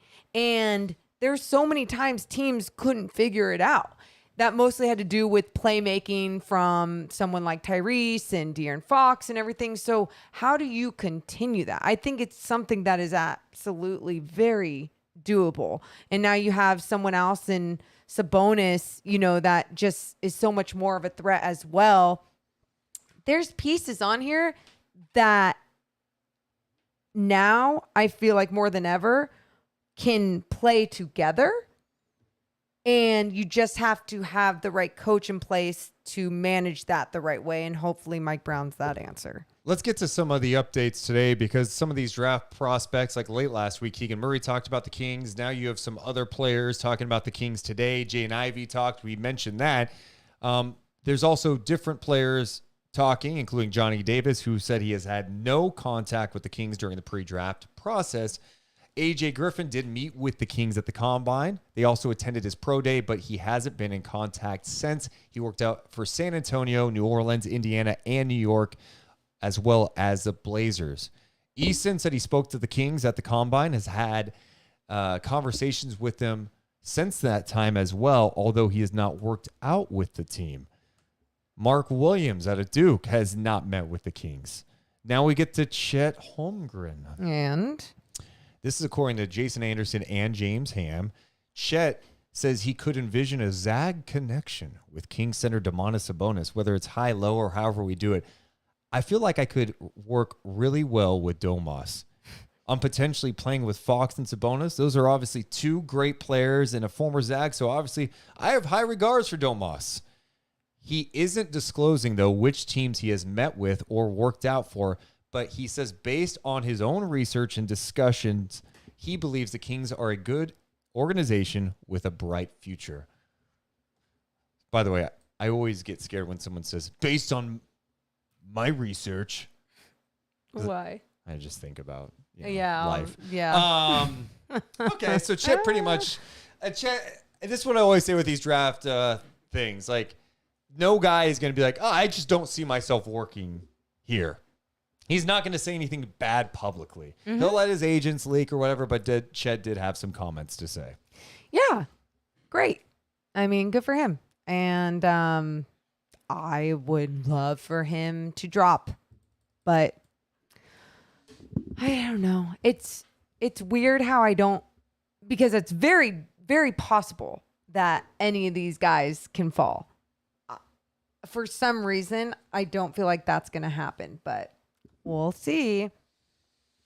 I mean, I think everyone looks at 4 as a swing spot, right? Because there's so much attention. Yes. I just think Sam Presti at 2, I just don't have a real feel for him and what he wants. I think that guy is at such an elite level as a general manager. His tinkering, he talked about it being poker, how he constructs a team. It's about, the hand you're dealt and what you do with that hand and making the moves.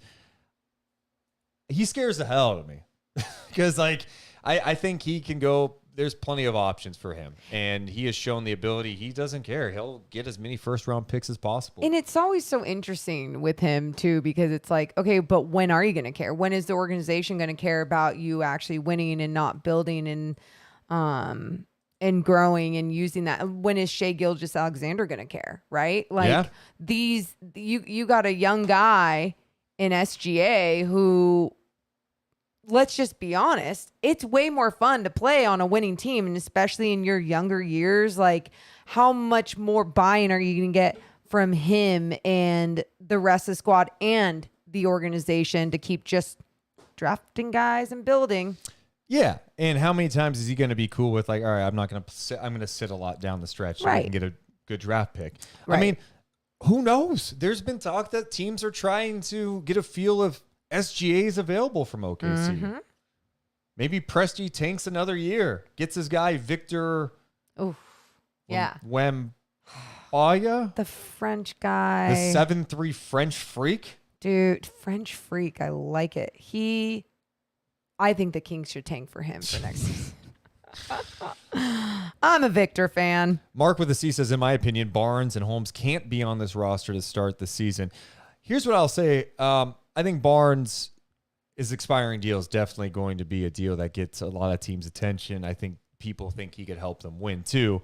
I think with Rashawn, I do think it makes some sense if you can get a feel for where is Rashawn at right now. Mm-hmm. Mentally, how's his body doing? Last year was not great. How would you feel if he was back in Sacramento next year? If he started, what kind of role would he have? How would Mike Brown use him? Yeah. But his value is got to be far lower after what happened last year, right? Yeah. It's the last far lower, but still valuable. I think it was Bobby Gerald that we were talking to. I want to say it was Bobby, but I forget who it was exactly. And we were talking about his value still as in that pick and roll, and how the NBA, there's a lot of teams that live and die by the pick and roll. And you saw what he could accomplish there. Why wouldn't he still be capable of accomplishing that healthy and mentally right too? I think my whole point was, I think there's a case to be made that if you can put him in a good position, get his value up to start the year, and then be open-minded to trade him at the deadline, that would make some sense too. Yeah. So this is going to be wild. This whole stretch up until Thursday. Think about all the information that could come out between now and then. We're getting a lot now, but who the hell knows what else could happen? We had the stuff from Charlotte, too, that I think caught some people's attention in Sacramento, because I know a lot of Kings fans like Miles Bridges. The report from Shams says rival execs expect Miles Bridges to command a max or near max deal in July. And sources said there's hesitancy from Charlotte to match a max contract. Bridges had a breakout season, according to Shams, blah, blah, blah, blah, blah. And that Bridges' two-way ability on the wing has become incredibly valued toward winning. I love Miles Bridges. I do too. I just have a tough time seeing the Hornets letting him walk. Right. Pay up. They're going to have to pay up. But, there's not a ton of teams, the cap space, who's going to give him a max contract offer sheet. We'll see on that. But, from a Sacramento standpoint, there's too much maneuvering. And also, why would he want to come to Sacramento?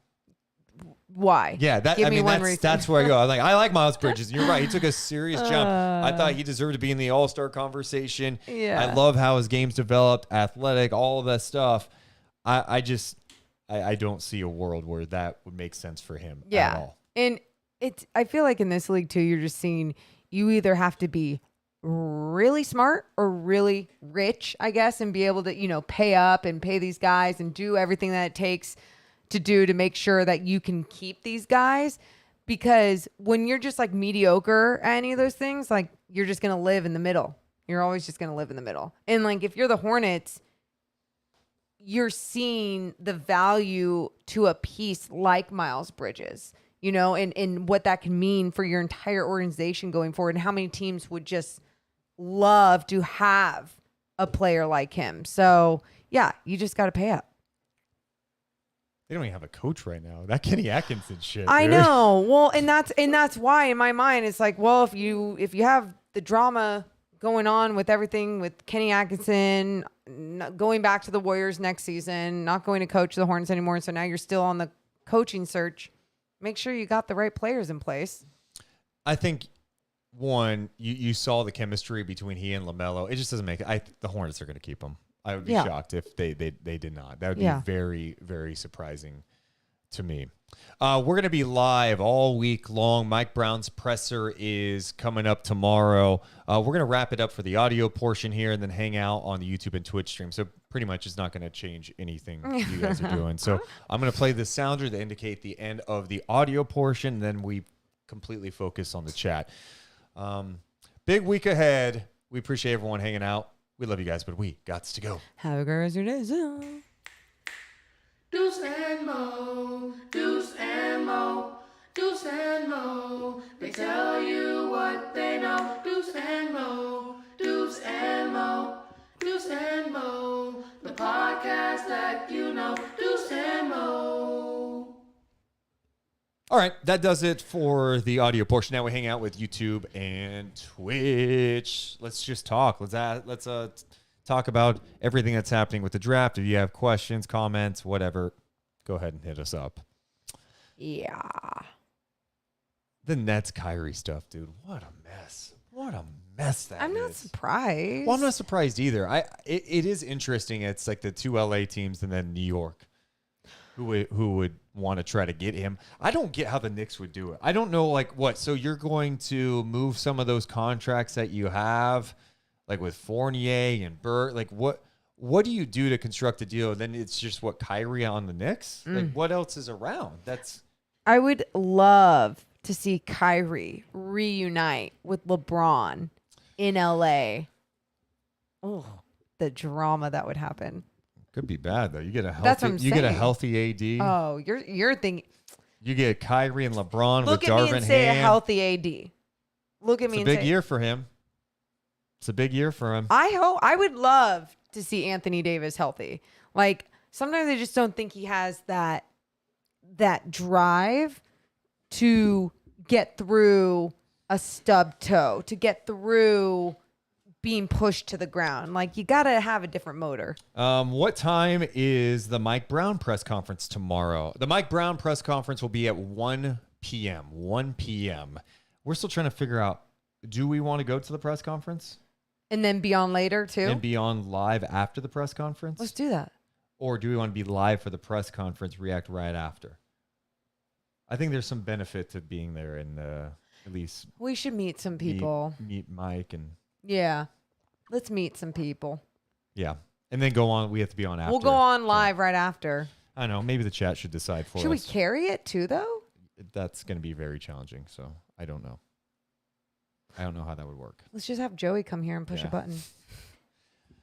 All right. Let's continue on here with the chats. Are you asking questions at Brown's press conference? Yeah, we'll definitely ask questions. RP says Fox haters are goofy. Kings need to focus on the huge missing piece at the 2 and 4. The point guard spot is not the problem. Okay. Pernil says, I say this with no sources and pure hopium, but the Kings will select Chet Holmgren with the 4th pick on Thursday. Let's go. Hey, real fast. Pernil in our chat is 16 years old, and I've never met a 16-year-old who knows as much about the NBA draft. He knows more than many people. That's why when we have our NBA draft show on Thursday, the draft starts at like 4:30. I think we're on at 11. Yeah. And then we're going to have guests on every hour. We're going to be hanging out. reacting to rumors. It's going to be an all-day live stream where we hang out and deal with a roller coaster ride. My whole point is Pernille, the 16-year-old, will be the youngest NBA draft insider on the planet when he joins us live on Thursday. Is he? Yes. Yay! That's awesome. I think we're getting him before he has class. Oh summer my class. God. That's so fun. I love hopium though. That makes me laugh. Let's see here. Dean really quick says, Morgan, heard you say Keegan is soft the other day. What makes you think that he does come off that way? But I don't know. I know, Dean, we tried breaking it down, like what we meant by him being soft. Because I really do like his game. I think sometimes because he's not the most athletic and quick guy out there, maybe it can come off a little bit aloof or just slower. Someone else mentioned like his baby deer legs out there, and like I don't necessarily agree with that at all. So I don't know what necessarily it is, and does he have the motor to turn it on and be even more aggressive if he needs to be? Well, there's times that I saw him in the post where he's like banging and clanging down there and going up strong. So I think he has the ability to do more. Here's a good question. What if Paulo Banchero drops to 4? Do you still trade him? No, you take Paulo. I mean, again, I don't know what these deals are going to be for the number 4 pick, right? But I love Banchero. I think Banchero has a chance to be the best player in the draft. If he's there at 4, you take him. But I don't know why he would be there at 4. I think Houston is taking him. I think that not only did they free up room when they moved on from Christian Wood, I think he just is a great fit for. I mean, they've got the guards, Jalen Green, and of course Kevin Porter. You move on from Christian Wood. You've got Şengün. I think he'd be a good fit. Yeah. Do you guys have a producer? Why wear the headsets? I know they get sweaty. They don't get sweaty, but also I just like being able to hear myself. Yeah, it's easier too, especially because of the amount of audio and different things that we add from, whether it's showing a tweet or a video or even the music we play, then we can always know what the levels are. Let's see here. They say Keegan is the most NBA ready in the draft. I remember them saying the same thing about Tatum. Yeah, Keegan could be the most ready. I would push. I think Banchero's pretty ready. I think Keegan's going to be able to help any team he goes on right away because he does a lot of things well. Now, does he have the same ceiling? I think that's debatable. And hearing him talk about the game, he's a smart player. He studies the game. He studies his opponents, which, again, we've seen in the past. There's been guys that don't really understand the game at that level. So seeing him understand it at such a high level is like, oh, he's young and can only grow. What else do we have? Would you give up a future first and the 4th to get a 1 and grab Smith? Wow, Aaron. Wow. I don't know. That's a tough one. That's a tough one. I mean, I think I'm going to say yes. when you start talking about moving up, you're going to have to give up a future pick. So, and that's why I say yes. Yeah, I don't see a situation where Orlando does that. That's why I'm hesitating there. Yeah. No, but screw that. We're just having fun. Yes. Quantum Libra says every team would pick Ivy at 4, but only the Kings struggling. LOL.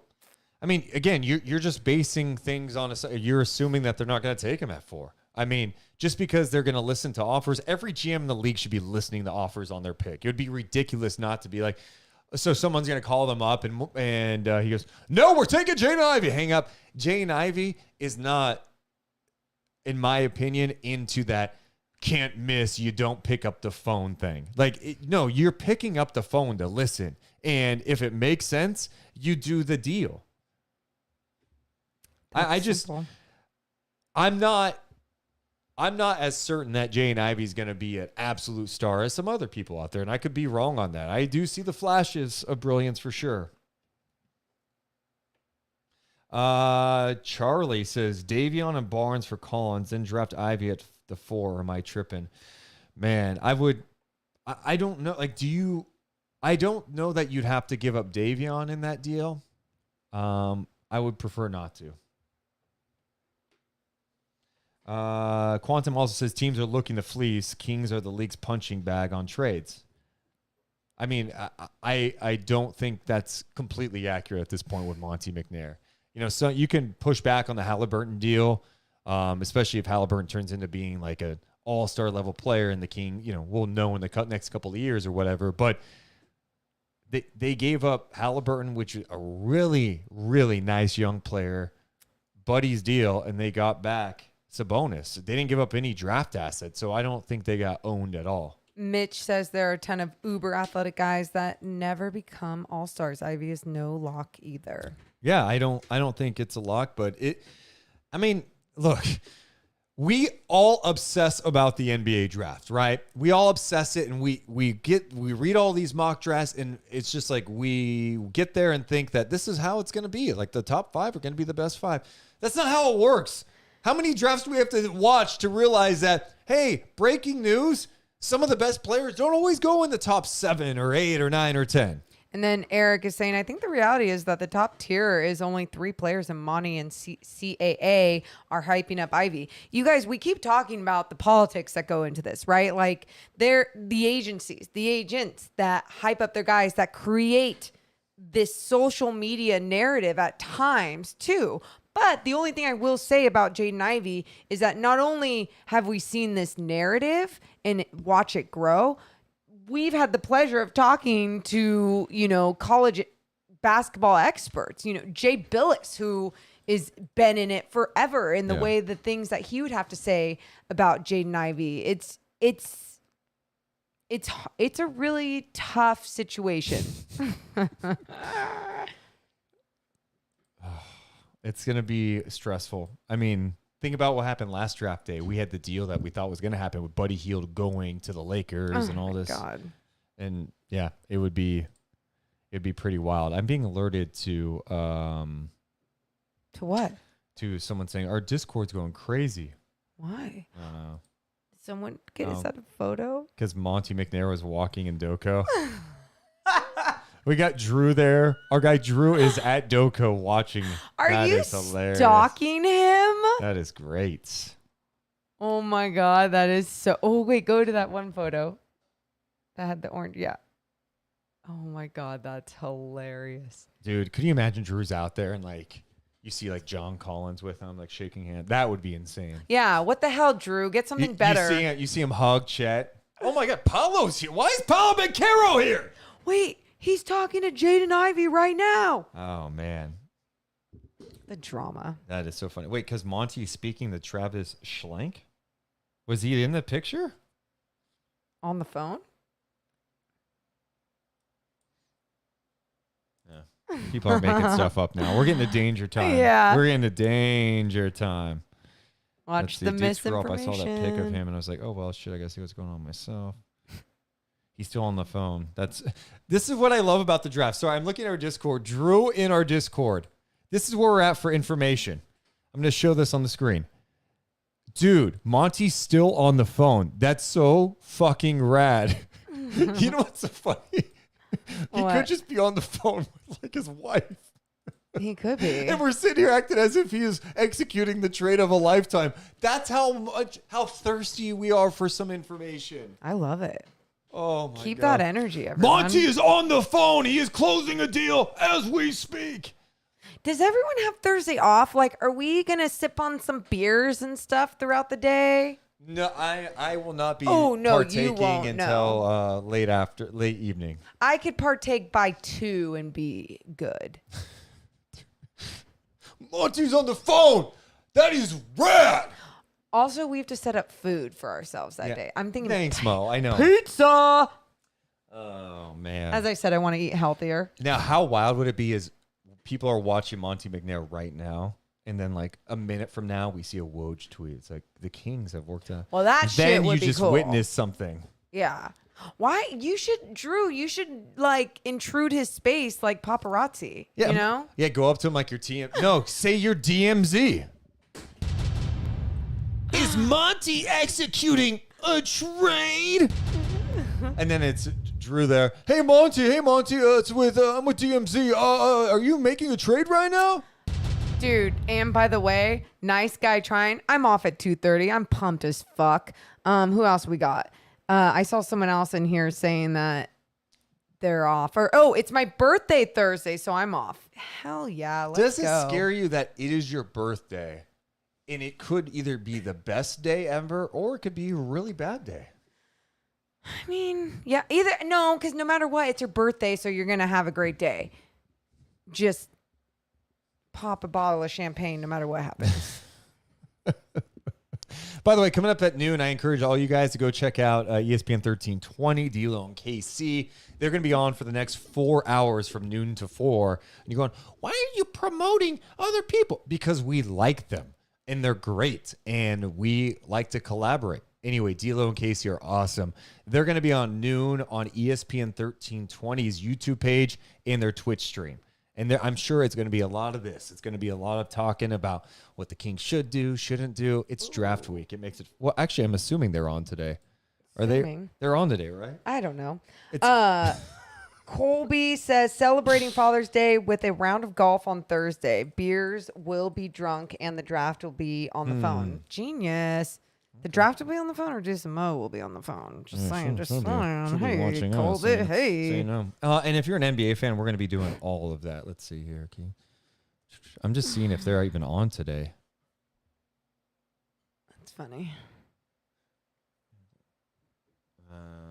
Yeah, D'Lo and Casey will be on. Okay, good. Yeah. So they're going to be on at noon. If anything breaks, that's the other thing. If anything breaks, we will be live. We will make sure we're live to talk about it. We're going to. It doesn't matter if it happens at 9:30 tonight. Morgan, get to the studio. Yep. If it happens at 2:00 in the morning, I don't know for sure, but I would.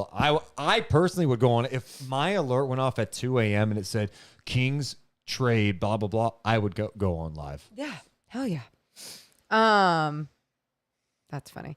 Also, we'll keep you guys posted via social if we're going to carry Mike Brown. And then for sure, we're going to go on after, though. So just be prepared for that. Let's see here. Could Collins play small forward? No, I don't think so.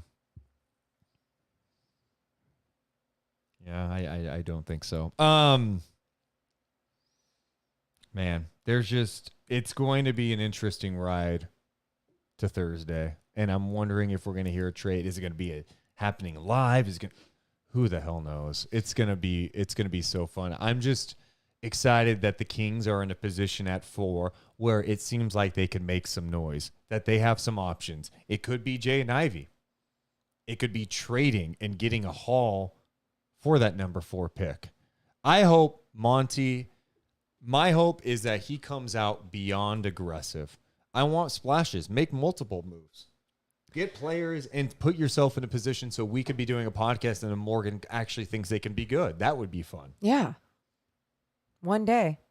Just give me a good product. Yeah. Anyway, we're going to wrap it up because Morgan's giving me the look and being kind of quiet. So it's been fun. That's why. Well, you got short with me, so I just assumed we were done. We're not taking it till noon. Okay. I was going to take it till noon, but it's fine. Do you want to take it till noon? I don't give a shit. Do what you want to do. Go check it out, ESPN 1320. We love you guys, but we got to go. We'll see you guys tomorrow. Bye. Deuce and Mo, Deuce and Mo, Deuce and Mo. They tell you what they know. Deuce and Mo, Deuce and Mo, Deuce and Mo. The podcast that you know.